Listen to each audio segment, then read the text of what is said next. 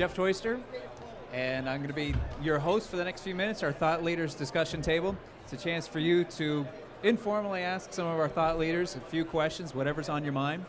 So before we get started, it's probably helpful to get to know our thought leaders. So I'm going to ask you all to introduce yourselves. A few very quick things since we don't have a lot of time. Name, role, organization, and then one fun fact that we ought to know about you. I'm Katy Wild, and I am with Freeman. We're in the trade show and convention industry. We have a call center that's located there in Dallas, Texas. We are the largest trade show contractor in North America. Fun fact, I've been with the company for 37 years. My name is Ben Paganelli. I'm a senior consultant for Viable International Applications Unlimited, VIA Unlimited. What we do is we help people be more successful globally in just about any arena, helping them understand the people, the culture, the politics, the taboos of where they're going. A fun fact, I once got thumped by a Dutch Marine in Uzbekistan.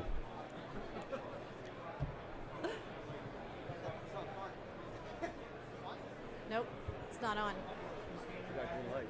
Go ahead. Uh-oh. Can you hear me? Oh, there you go.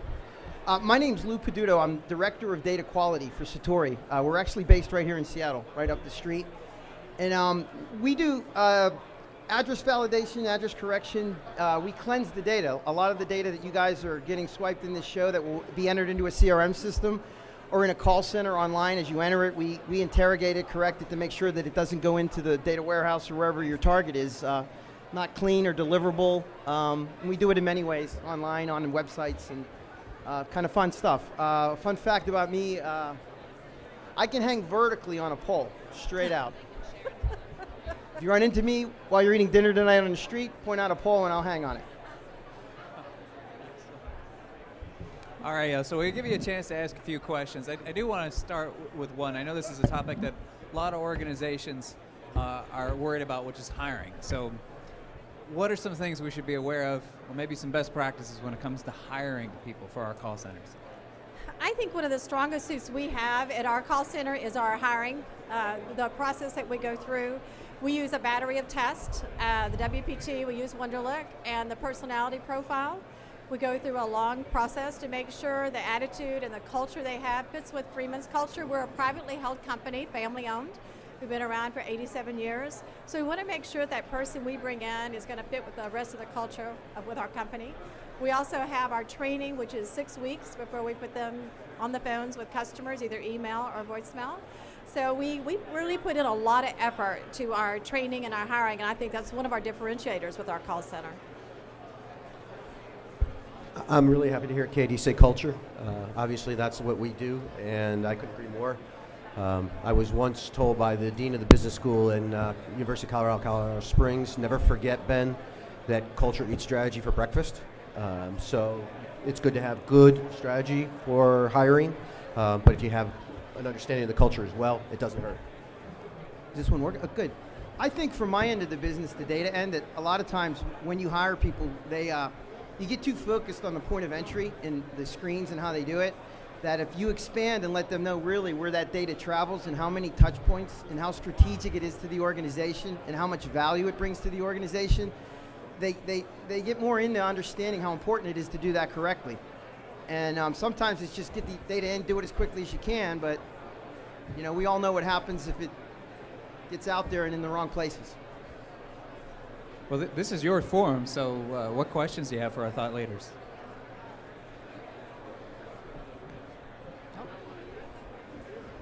Where would you say cloud fits in moving contact centers globally? I'm sorry, could you repeat the first part of that? Where would you say cloud computing and cloud data? Well, I can go do ahead. it. Right? So the way this solution works, or any one of these, we have every deliverable address for the US or Canada, Germany. There's 148 countries, right? So before the cloud was invented, you would have to load all that data on your server at your location, and not only that, buy it, right? It's very hard to consume, like in an international application, a lot of companies, 80% of their data is US, but maybe a small sliver of it is international.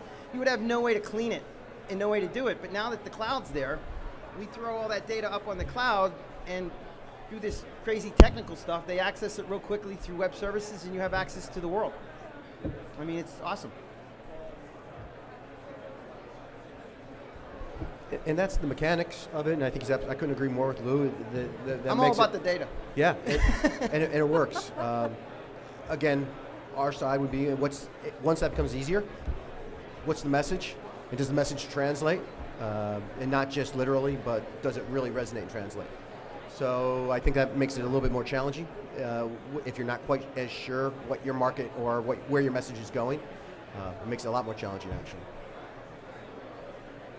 Did I see another hand up over here? Oh, thank you. So I work for Microsoft, and we deal with a lot of the international stuff. And what are some of the common pitfalls that you find call center managers and such make when they go to new regions, such as, say, the Philippines, Mexico, India, and places of that nature?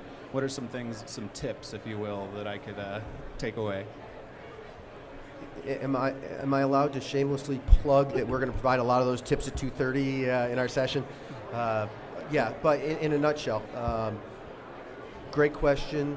First of all, awareness is a huge part of the battle. If you're not aware that there's differences, you don't have a start.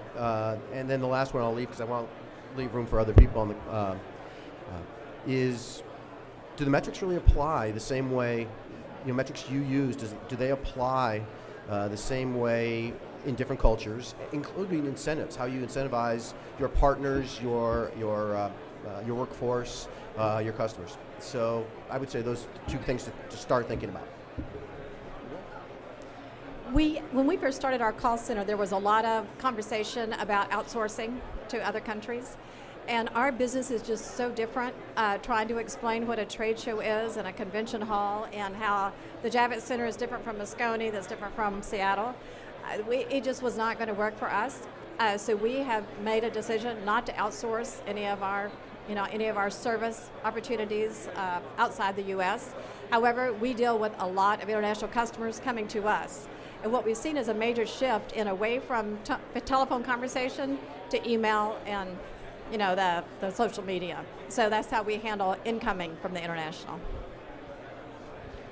And that's a real good point, because a colleague that we are actually presenting with brings up another point, is how different cultures use email is also very important. Some are, he gives examples of how some people are willing to put their credit card number on the email. Right. Right. Not all of us would consider that a great idea. So you're talking about the email connection, and that's going to be, they're not all equal. That's true. Again, I'll stay on the data theme. A best practice is a best practice.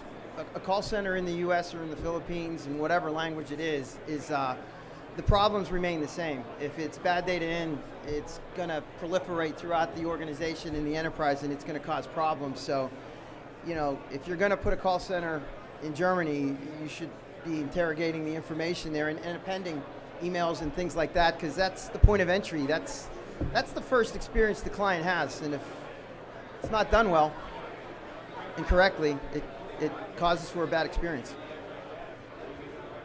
Excellent, thank you. What other questions do you have? Here's your opportunity. All right, everybody wants to ask a question at once. You're showing a lot of respect, and I appreciate that. So let me take one for you. Big show, started in full today. What do you hope to gain from our conference? Go ahead. You want me to go?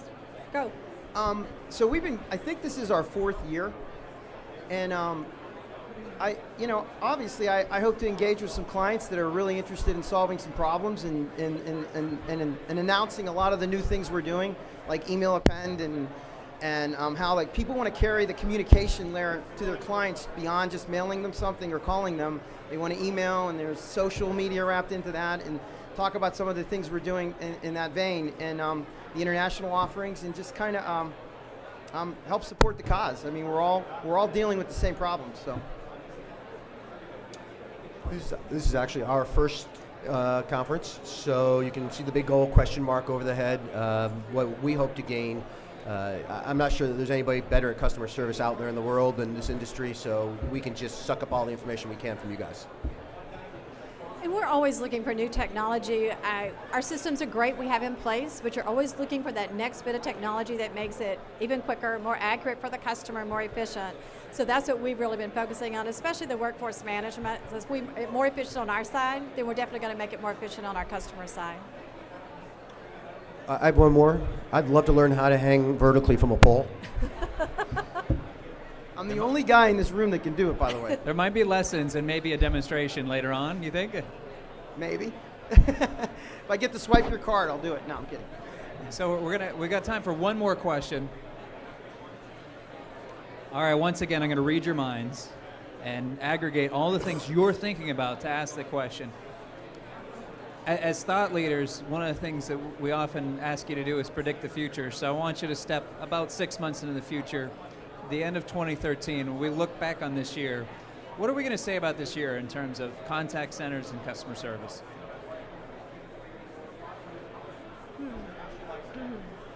Y'all thought of a tough question. Yeah, that's a tough one. I put it together and I asked it. Go first. I think one of the obstacles that we have is with the technology overall.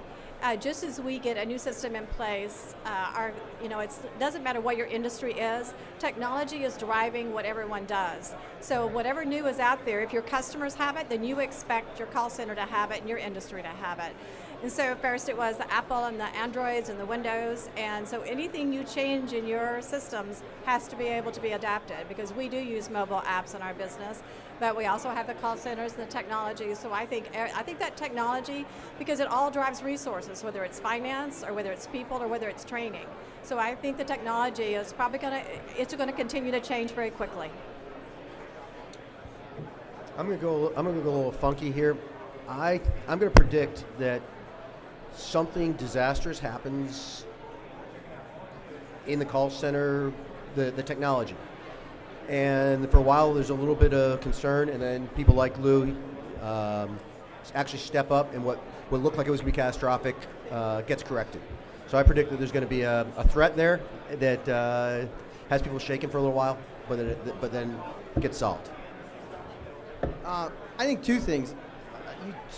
I think the mobile applications as an extension of what a call center is, and the client is really the data entry person there, is going to become really important, because people do it all day on the train, they're ordering and buying, and I think that more attention is going to be paid to that application and how they interrogate that data when it comes in and how it gets in.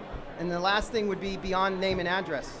It's not just that anymore, and at the call center entry point, I think they're going to use things like email and require it and request it to gain more knowledge and data points, so that they can direct certain aspects of where that data goes for action in customer service or ordering, and just expand on it. It's just going to be more data. They want more data. Well, thank you all. So I'd like to point out that we've got one more group of thought leaders coming in, so please stick around. But let's give a nice round of applause for our Thank you. table here.